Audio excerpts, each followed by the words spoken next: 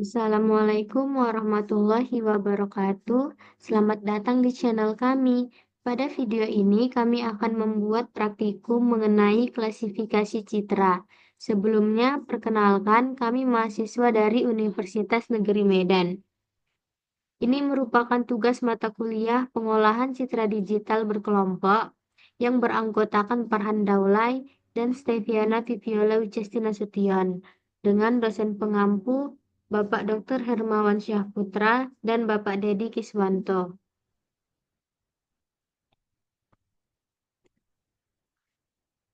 Klasifikasi citra atau image classification adalah proses mengidentifikasi objek dalam citra digital yang merupakan bagian dari image recognition. Sedangkan image recognition tidak hanya mengidentifikasi objek, tetapi juga mendeteksi posisi objek ke dalam citra. Pada image classification, sistem hanya mampu memprediksi atau mengidentifikasi label atau kelas objek seperti anjing, kucing, atau truk. Namun, pada image recognition, sistem tidak hanya memprediksi kelas objek, tetapi juga dapat mendeteksi lokasi atau posisi objek dalam citra digital.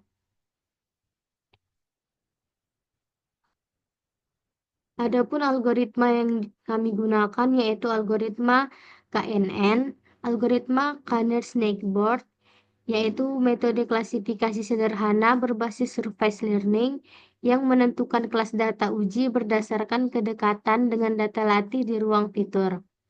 Prosesnya melibatkan penghitungan jarak antara data uji dan data latih, memilih K tetangga terdekat dan menentukan kelas mayoritas dari tetangga tersebut. Nilai K sangat memengaruhi hasil klasifikasi. K yang kecil lebih sensitif terhadap data lokal, sedangkan K yang besar mempertimbangkan lebih banyak data.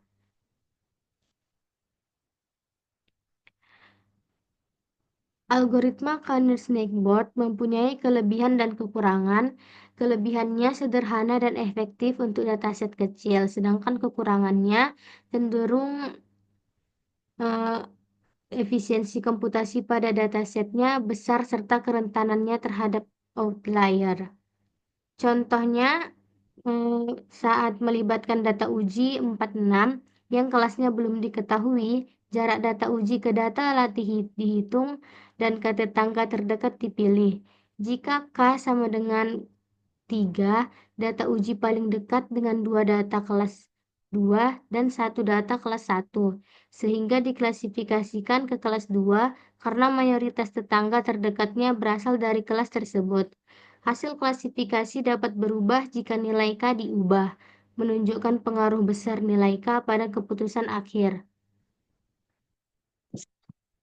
Selanjutnya untuk praktikum 14, kami disuruh untuk mengerjakan materi klasifikasi citra menggunakan data yang telah kami kumpulkan.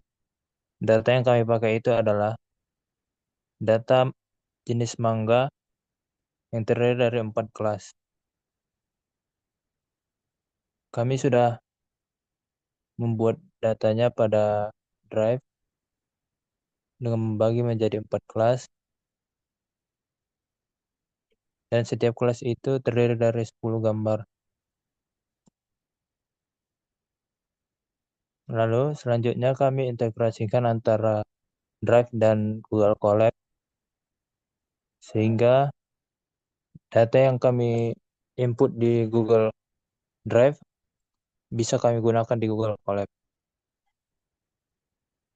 Kami telah mengerjakan praktikum yang telah diperintahkan oleh Pak Dedi. Di sini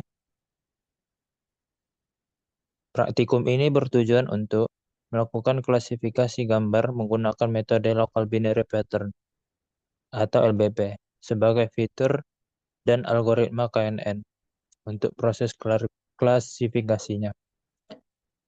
Jadi di kode ini kami menggunakan beberapa library yaitu ada NumPy, CV2, SkyMatch Feature, Matplotlib, dan KNN Classifier, Kneighbors Classifier.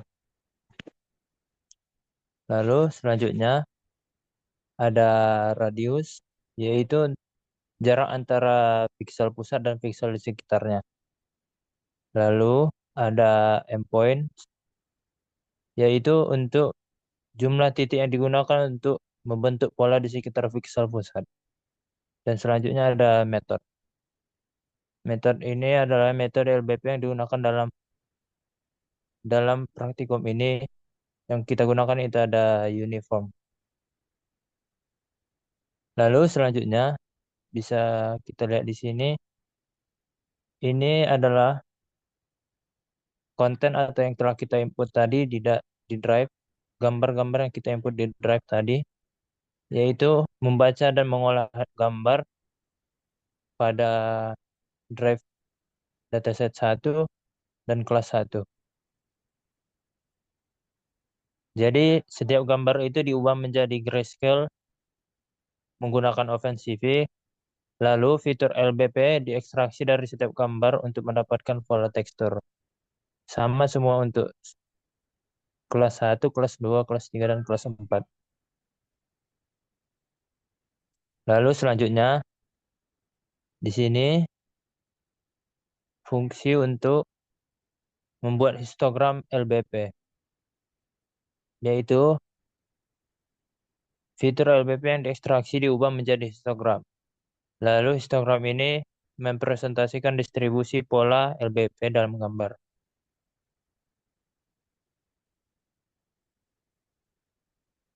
Setelah kami buatkan untuk histogramnya, berikut ini kami tampilkan untuk tampilan histogramnya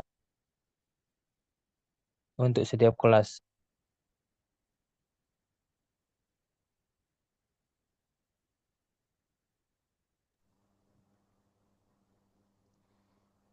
Hasil dari histogram dalam kode ini menggambarkan distribusi nilai fitur local binary pattern atau LBP untuk setiap citra.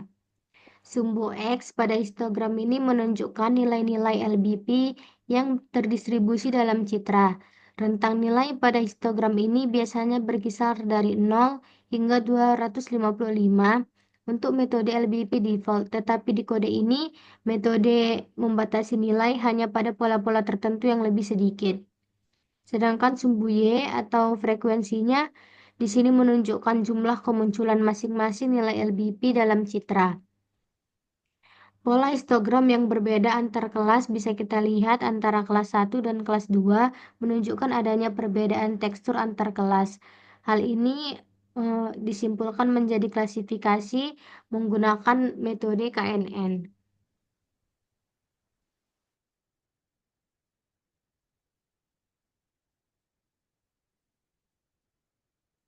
Selanjutnya, kode berikut yaitu untuk mengubah vektor matriks lakukan dengan transpose matriks untuk setiap data pada kelas 1 sampai kelas 4.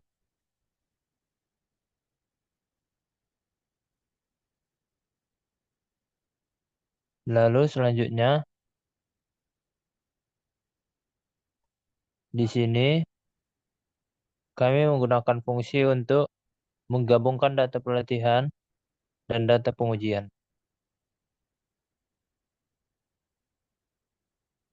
Menggunakan gambar dari kelas 1, kelas 2, kelas 3, dan kelas 4, yaitu data gambar pada 1 sampai 8, sedangkan untuk data pengujian pada gambar 9 dan 10. Lalu selanjutnya ada respons, yaitu label kelas dari data pelatihan dari kelas 1, kelas 2, kelas 3, dan kelas 4. Lalu selanjutnya di sini KNN, K-Neighbors Classifier, yaitu digunakan untuk membangun model klasifikasi KNN. Yang berarti model akan melihat 3 tetangga terdekat untuk menentukan kelas dari data yang diuji. Lalu selanjutnya ada fungsi res, yaitu model KNN menggunakan data pelatihan untuk memprediksi kelas dari data pengujian, lalu hasil prediksi disimpan dalam variabel, yaitu variabel res. Lalu di sini yaitu fungsi untuk menampilkan hasil prediksi dari kelas testing, res, dan prediksinya.